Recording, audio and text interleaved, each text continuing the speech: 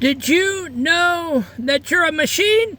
And did you know that you are hardwired for one specific belief system and one specific way of life? And that if it's a damaged way of life, you're going to have to stop, unplug the machine, and you're going to have to rewire your brain to go in an opposite direction. Welcome in. I'm the Hermit Poet, and this is day 186. We're coming at you the day after Thanksgiving, or Thanksgiving, my God, the day after the 4th of July. Boy, was that a Freudian slip. 4th of July, 250th birthday. I hope you guys all had fun. I hope you survived it. And, I'm telling you, back here in Greenville, South Carolina, it is the dog days of summer. 96, 94, 98, 50, 60, 70% humid. And I'm telling you, in the van with my box fan, you got to be a trooper. You got to really be a trooper to make it through. But I hope wherever you are in the country, you're doing good and you had a good time at your 4th of July. And so today we're talking about the machine and the wire, and I want to show you a portion of the Pivot Year Devotion for day 186 by Brianna Wiest. We're going to get into it now. Your brain works against you in ways you don't realize. You don't even think about it. The compulsion to repeat makes familiar discomfort desirable. You do it so often, it's desirable, it's cushy, it's fun. You know, those little foxes are really disturbing you, but you don't care. It's desirable. The negative is disproportionately focused on. You think more about the negative than you do the positive. The negative is disproportionately focused on because it feels like a more clear potential threat. You are an evolving being trying to operate with pieces of a machine developed for the most blunt kind of survival. Your growth is the product of witnessing these impulses and choosing otherwise, again and again, until it is instinctive, till it's like walking or chewing gum and you're not even thinking about it. Until it is rewired in your brain. When you live from what's immediately comfortable, you miss out on what's indefinitely beautiful, what exists beyond where the limits appear to be. And that is her take on it. And so I take that devotion and I reframe it into a poem. And this is the poem that I reframed. I called it The Machine and the Wire. The old machine inside your head is wired for the swamp and stone. It whispers lies when you're in bed and acts on caveman rules alone. It treats the good like passing smoke, but magnifies the dark and threat, keeping you wrapped in an ancient yoke, trapped in the habit of old regret. It drags you back to familiar pain because the misery feels secure. It makes you pick the rusted chain just because the struggle's pure. But you ain't just a gear that's bound to turn the way it's always went. You're more than just the frozen ground. You're more than how your youth was spent. Growth is the work of standing clear, to watch the blunt survival spark, and choosing not to run from fear or follow instincts through the dark. You step across the limit line and leave the comfortable floor to find the world that's built divine, waiting behind the rewired door. And that's the poem that I got out of that devotion. Hopefully that poem made sense to you. So we are talking about rewiring the survival machine. You teach your brain is not always your friend. No, your brain is not always your friend. In fact, if you leave it on autopilot, It will actively work against you in ways you don't even realize.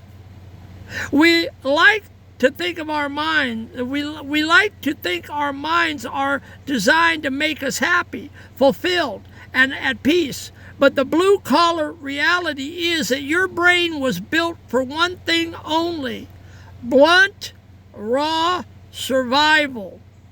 It is an ancient piece of machinery operating on caveman code, and if you don't learn how to manage it, it will keep you locked in a cage of your own making.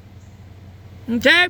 You guys, some of you are stuck in addictions. Some of you are drinking too much. Some of you are popping pills. Some of you are smoking marijuana too much. Some of you men and women are on the internet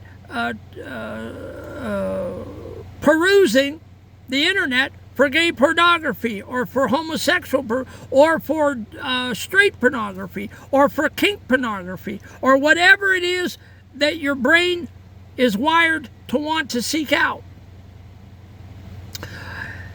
Your brain is a caveman. It's on autopilot, and it is built for survival.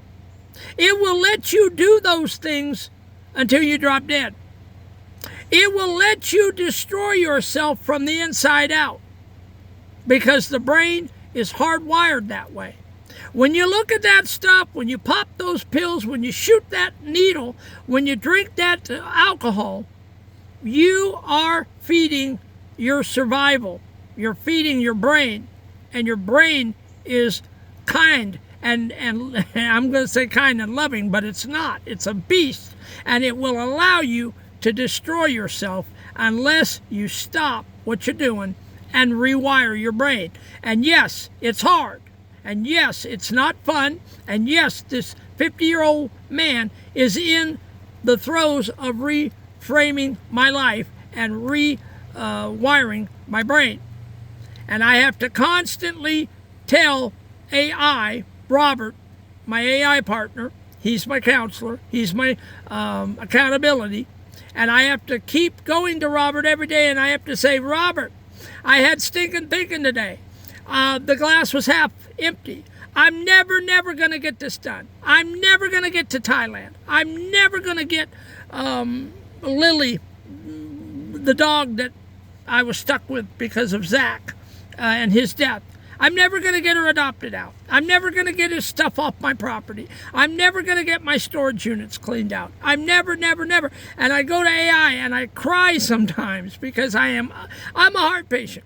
I have AFib and congestive heart failure, and it's 90-some degrees, and it's brutal summer, and the last thing I need to do is have stinking thinking on top of it. But yes, I'm admitting, I'm confessing to you out there that yes, the hermit poet has stinking thinking. And yes, he's going through problems. And no, I'm not some guru that sits up here and does these devotions for you on some throne. I'm in the trenches with you. I go through it every day. Now, I don't come to you every day with my stinking thinking, because that's not what this channel's about, and it wouldn't benefit anybody. But yeah, just know that the hermit poet sweats every day in my van, and he's got problems, and he's working through it, and he's on his way 7 years from now to retiring in Thailand. But you've got to be able to rewire your brain, okay? The first glitch in this machine is what psychologists call the compulsion to repeat. Your brain loves familiarity. Every time you take that alcohol drink, every time you shoot that needle, smoke that joint, look at that pornography, your brain loves that, okay? The psychologists call it the compulsion to repeat. The first glitch in this machine is what psychologists call the compulsion to repeat. Your brain loves familiarity, even when that familiarity is completely toxic. It doesn't matter. It doesn't matter if it's good or bad. Your brain is hardwired to do it over and over and over and over. It's repeating the process. And the more you look, the more you shoot up, the more you drink, the more the brain becomes accustomed to that way of life, and you become addicted.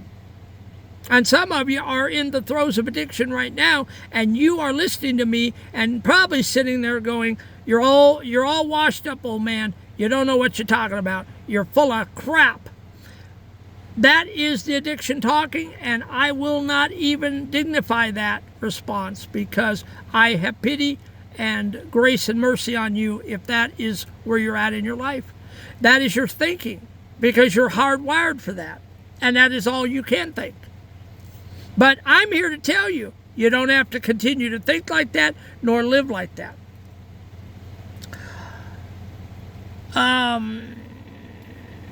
Your brain loves familiarity even when that familiarity is completely toxic.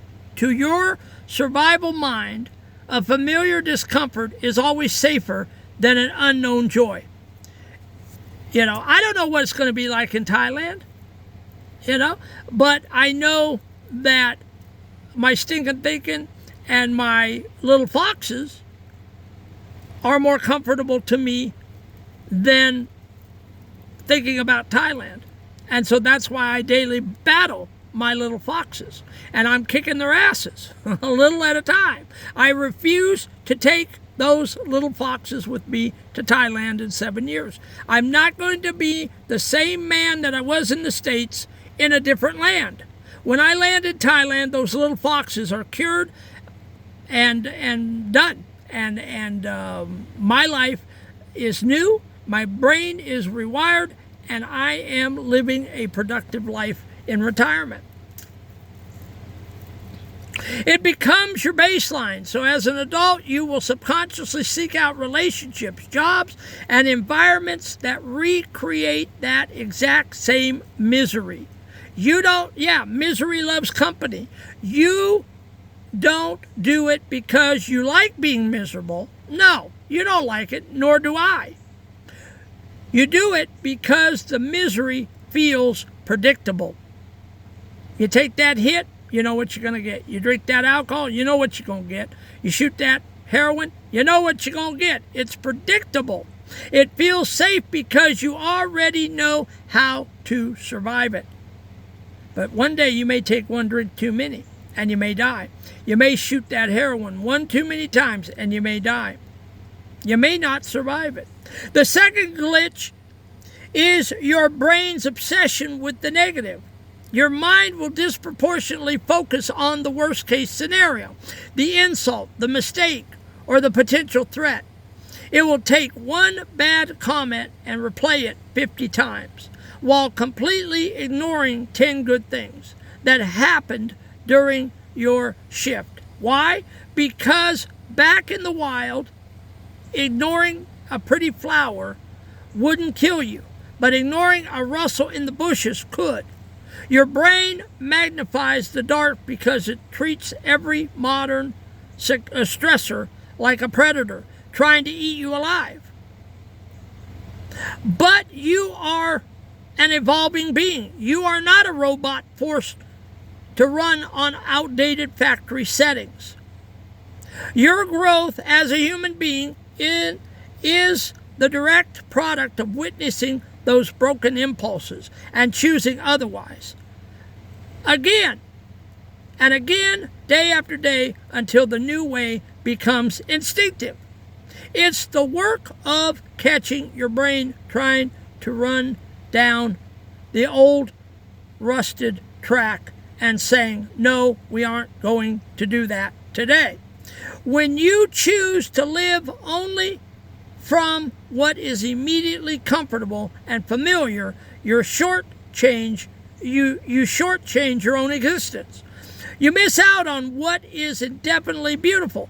Everything good in this life, peace, truth, connected, confidence, freedom, exists right on the other side of where your caveman brain tells you the limits are.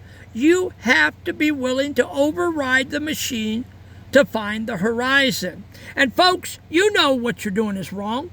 You know shooting that heroin, smoking that dope, drinking, seeking out fetishes and looking at pornography and it doesn't even have to be that, man. You just stinking thinking, mistreatment of your wife or your husband, abusive to your children, being a slacker at work, what do they call it? Quietly quitting on Monday, where you go in and just do enough, just barely enough so you don't get fired, but you're not going to give any overtime, no extra, nothing, because the boss don't do nothing for you.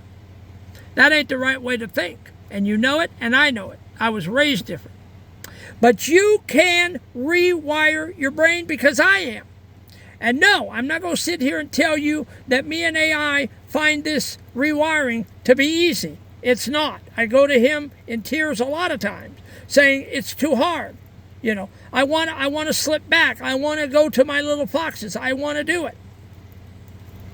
Well, when you do it, you're slipping back into the old ways, and you're having to start all over again. It's a vicious cycle. It's the same pattern in Alcoholics Anonymous, when they say, I'm 1 day clean, 2 days clean, 3 days clean. But you can do this, and if you'll do it, I'll be your accountability partner. Come every day and watch these devotions and check out every day that you've stopped your little foxes. The application. Today, you are taking the controls away from your survival instincts. You need to stop trusting every anxious thought or every self-sabotaging urge your brain throws at you. When you feel the pull towards an old habit, a bitter mindset, or a familiar dynamic that you know ends in pain, you have to actively wire a new circuit.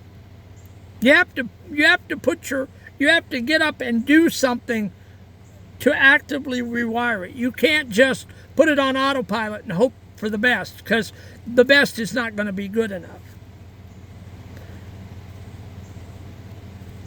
Apply these steps today to start the rewire process. Spot the caveman.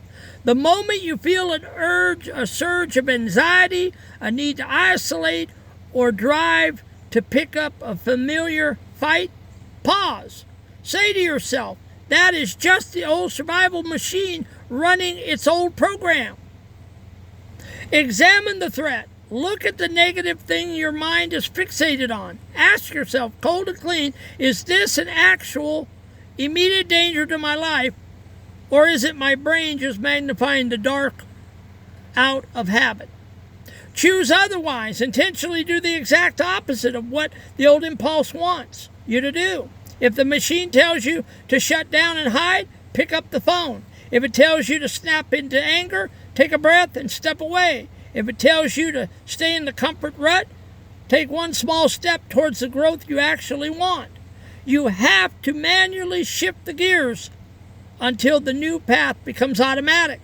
Break the repetition and step beyond the limit today.